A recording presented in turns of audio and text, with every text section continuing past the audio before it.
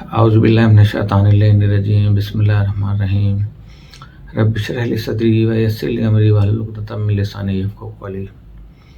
तमाम व्यूवर्स को मेरे दिल के अथाह गहराइयों के साथ अस्सलामु अलैकुम व रहमतुल्लाहि व बरकातुहू। उम्मीद है आप सब लोग खैरियत से होंगे, खुशबाश होंगे। मेरी दुआ है अल्लाह पाक आपकी ज़िंदगियों में आसानियाँ पैदा फरमाए और साथ ही साथ आपके तमाम जायज़ और शरई हाजात को पूरा फरमाए। और कुछ दो मेहमान हमारे आज और इजाफ़ा हुए हैं अपने फैमिली चैनल के अंदर, उनको खुशामदीद और अस्सलामु अलैकुम व रहमतुल्लाहि व बरकातुहू। उम्मीद है कि आपको अच्छे अच्छे प्रोग्राम सुनने को मिलेंगे और दीगर ये कि आप जो चाहेंगे इंशाअल्लाह मैं आपको बताऊंगा। आपने अगर कोई नुस्खा जात पूछने हो तो मुझे बिल्कुल बताइएगा, मैं आपकी हत्तल इम्कान उसमें आपकी मदद करूँगा। प्रोग्राम को शुरू करने से पहले मैं कुछ ऐसी मालूमात आपके सामने रख दूँ कि मुल्क में वैसे ही इतने मसाइल हैं कि माशी तौर पे हम तकरीबन भले कहते रहें कि हमारी स्टॉक एक्सचेंज जो है वो बुलंदी की सतह पे चली गई है, लेकिन जो वज़ीर ख़जाना हमें खुशखबरियाँ सुनाते रहते हैं वो देख के तो ऐसा लगता है कि जैसे मुल्क में अभी कुछ भी नहीं हुआ है और हम अभी ज़ीरो हैं बिल्कुल। और टैक्सेस के अंदर अमेंडमेंट्स और मुख्तलिफ़ किस्म के मामला जो है ना पेश कर रहे हैं और इसका लामहला असर जो है ना वो अवाम पे पड़ना है और अवाम गरीब से गरीब तर होती जा रही है, अनकरीब ये ख़त्म हो जाएगी।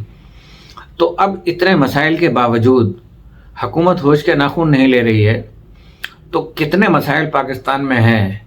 और अब पारा चनार में देखें आप कि जानबूझ के वहाँ पे मसाइल पैदा किए जा रहे हैं। इसमें क्या मसलहतें हैं, किस वजह से ये इसको तूल दिया जा रहा है इस मामले को, ये मेरी समझ से जो है ना बाला तर है। कई महीनों से वहाँ पे क़यामत ढाई जा रही है, ना दवाएं हैं, ना पेट्रोल है, ना दुकानों में सामान है।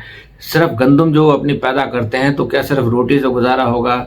दवाएं ना होने की वजह से बच्चे अमवात का शिकार हो रहे हैं, पब्लिक मर रही है। इसमें कता नज़र इसके कोई फ़िरकावारियत वाली बात है, इसमें सुन्नी भी बेचारे हैं, शिया बेचारे भी, दोनों उसके अंदर वो लगे हुए हैं।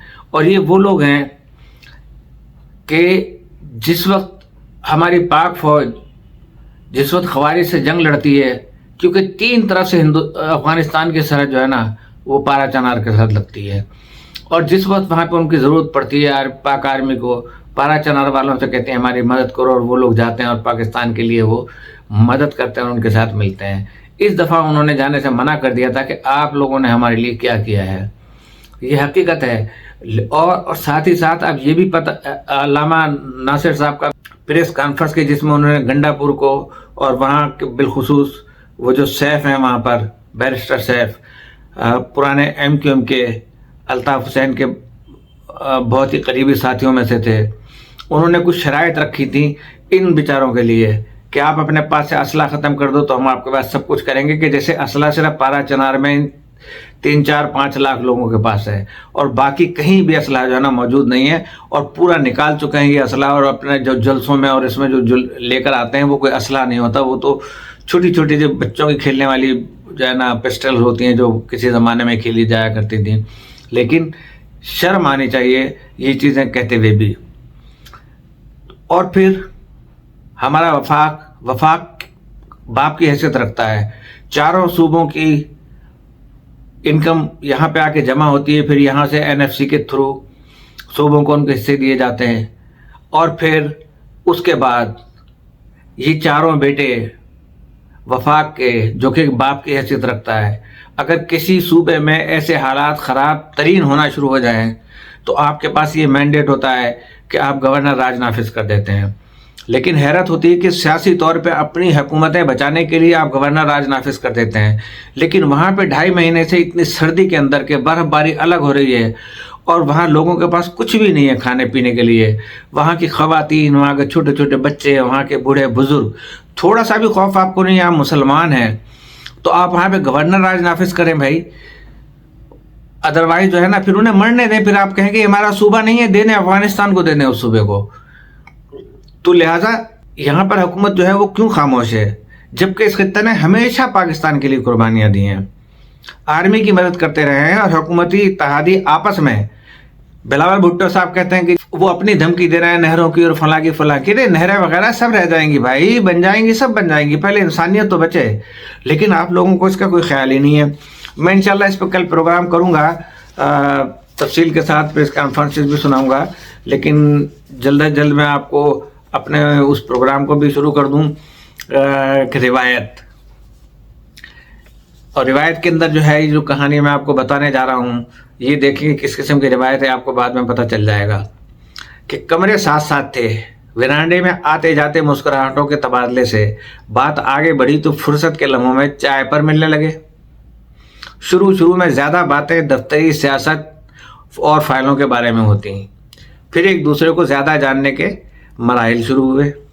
औलाद न होने की वजह से खामन ने तलाक दे दी थी, अच्छे ग्रेड में थी, घर बना हुआ था, इसलिए मज़े से अकेले रह रही थी। खुद इसके अपने हालात भी तकरीबन ऐसे ही थे। तो बीवी स्कूल में पढ़ाती थी, दोनों बच्चे उसके साथ ही आते जाते। नाश्ते की मेज़ पे सरसरी गुफ्तगू होती और फिर सब एक दूसरे को खुदा हाफिज कहते। रात के खाने के बाद बच्चों से भरपूर बातें होती। बच्चे सो जाते तो दोनों मियाँ बीवी दिन भर की सरगर्मियों को एक दूसरे से शेयर करते। ज़्यादा गुफ्तगू घर के मामलात, रिश्तेदारों से ताल्लुकात और बच्चों की तालीम के बारे में होती। कभी कभी अपने बारे में, अपने दोस्तों का जिक्र भी आ जाता। बीवी अपने किसी साथी का लंबा जिक्र करने बैठती तो वो उकताने लगता। खुद वो कभी कभार ही दफ्तरी सियासत और दफ्तरी साथियों के बारे में बात किया करता था। लेकिन इधर कुछ दिनों से बीवी ने महसूस किया कि वो गैर इरादी तौर पर अपनी उस साथी का जिक्र करने लगा है आज इस तरह के कपड़े पहन कर आई थी, ये रंग उस पर बड़ा जचता था, उसका पर्स, जूते। बीवी की छठी हिस्स ने उसे बताया कि वो इसका जिक्र जो है ज़्यादा से ज़्यादा करने लगा है, ज़रूरत से ज़्यादा। मामूल था कि दोपहर के लिए हल्का फुल्का खाना साथ ले जाता, कभी सैंडविच, कभी आलू या दाल वाली रोटी, चाय मंगवाता और दोपहर का काम हो जाता था।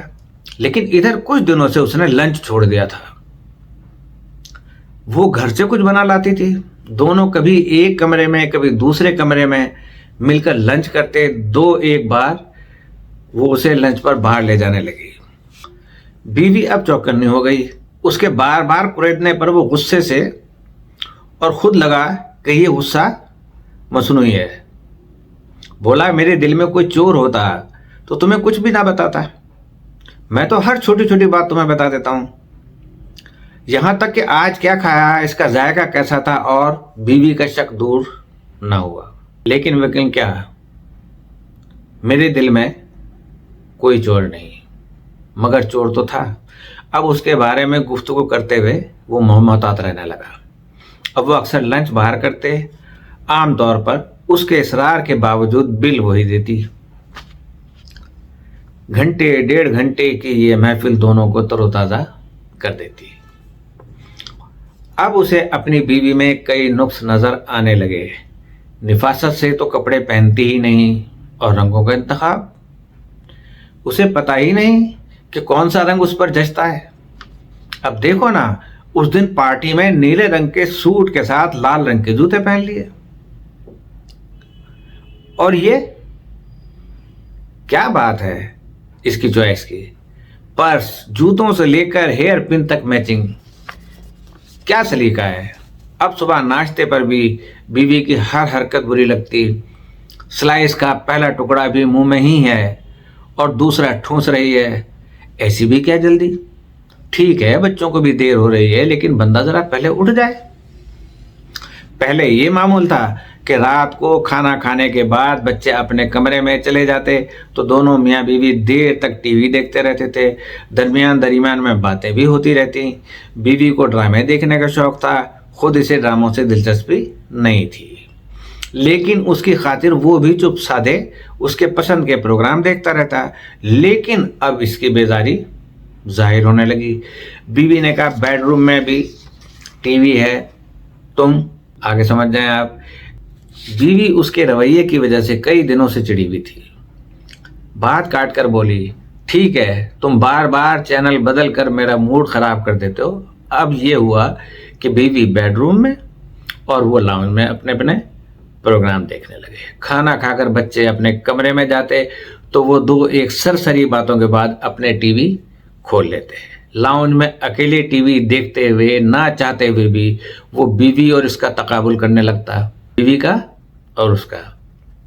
वाह, क्या इंटेलेक्चुअल खातून है, गुफ्तगू करते मजा आ जाता है।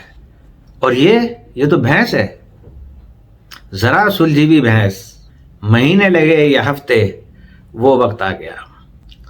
रात का खाना खाकर जब बच्चे अपने कमरे में चले गए और बीवी बेडरूम में जाने लगी तो उसने आहिस्ता से कहा कि मैं दूसरी शादी कर रहा हूँ। बीवी ज़हनी तौर पर शायद बहुत दिनों से इस जुमले का इंतज़ार कर रही थी। उसने सर्द लहजे में कहा, ये तो तुम्हारी ख़ानदानी रिवायत है, तुम्हारे बाप ने भी यही किया था, तुम भी यही करोगे। यूं लगा कि जैसे किसी ने उसे बहुत ऊंचाई से नीचे फेंक दिया है। उसे अपने बाप से सख्त नफरत थी। उसने दूसरी शादी कर ली थी इस वजह से, और इसकी माँ और तीनों बच्चों को छोड़कर नई बीवी के साथ रहने लगा था। माँ ने मेहनत मजदूरी करके उन्हें पाला, अच्छी तालीम दिलाई, लेकिन उनकी खुशियां देखने से पहले चल बसी। उसने बाप को माँ के जनाजे में शरीक नहीं होने दिया था। बीवी ने बेडरूम में जाकर जोर से दरवाज़ा बंद किया। दरवाज़ा बंद होने की जोरदार आवाज़ ने उसके पूरे वजूद को उखेड़ दिया। बच्चों के उतरे हुए चेहरे सामने आ गए, लेकिन फौरन ही ख्याल आया कि सूरत हाल अलग है। वो पढ़ी लिखी है, कमाऊ है, बच्चों की ज़्यादा बेहतर तरबियत करेगी। माँ का तो कोई सहारा नहीं था और बाप उसे छोड़ गया था। लेकिन मैं तो कई दिनों तक घर में सख्त कशीदगी रही। दोनों मियाँ बीवी ने एक दूसरे से बातचीत करना छोड़ दी। बच्चों को समझ नहीं आ रहा था कि क्या हो रहा है। इसी कशीदगी में वो एक दिन उसे दुल्हन बना के घर ले आया। पहली बीवी बच्चों को लेकर घर के ऊपर वाले हिस्से में शिफ्ट हो गई। वो नई बीवी के साथ नीचे रहने लगा। पहली बीवी और बच्चे उसे मुंह ही नहीं लगाते थे। पहली बीवी की तनख्वाह अच्छी खासी हो गई थी। बड़े बेटे ने सिर्फ इत्तला दी कि वह पास हो गया है। छोटे ने इतनी जहमत भी गवारा न की। बड़ा बेटा कदरे रवादार था।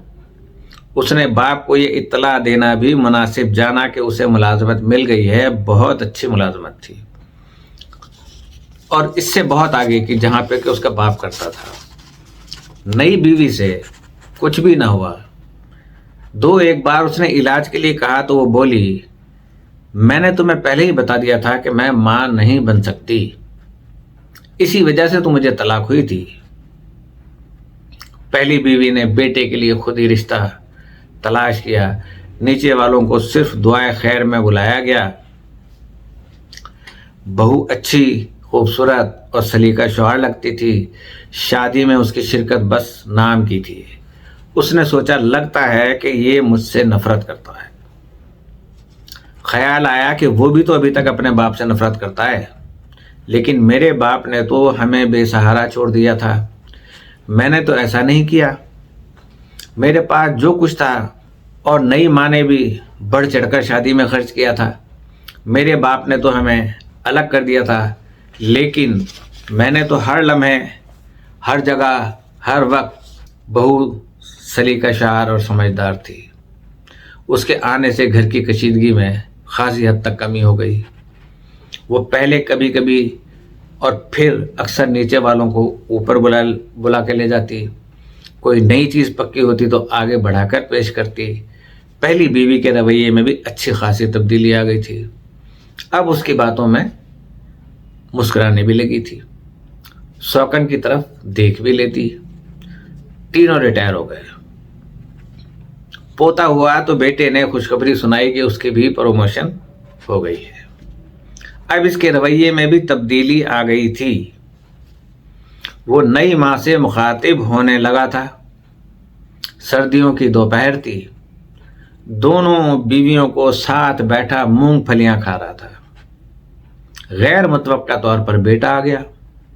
खैरियत है? उसने पूछा। जी। चंद लम्हे खामोशी, फिर लफ्जों को चबा चबा कर बोला, अब्बू मैंने दूसरी शादी कर ली है। क्या?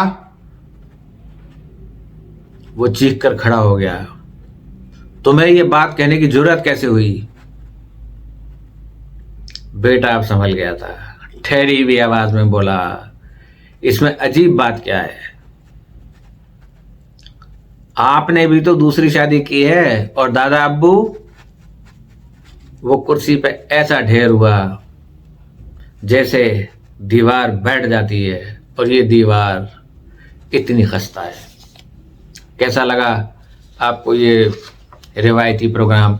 आज मैं आपको फालिज का बहुत अच्छा नुस्खा बता रहा हूँ, आप समझ लीजिएगा कि तिलों का तेल 1 पाव, लौंग 1.5 चटाक, अजवाइन 1.5 चटाक, दालचीनी 1.5 चटाक, सब चीज़ें तिलों के तेल पे डालकर हल्की आंच पर पकाकर जलाएं। जला लें उनको बिल्कुल। जलने की बू से बचने के लिए उसे डर्टी किचन में पकाएं।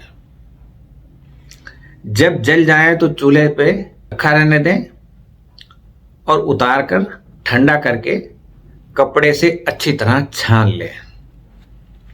बोतल में जितना भी ये तेल आ जाएगा बोतल में, उसका आधा यानी हाफ हिस्सा जैतून का तेल मिलाएं इसके अंदर।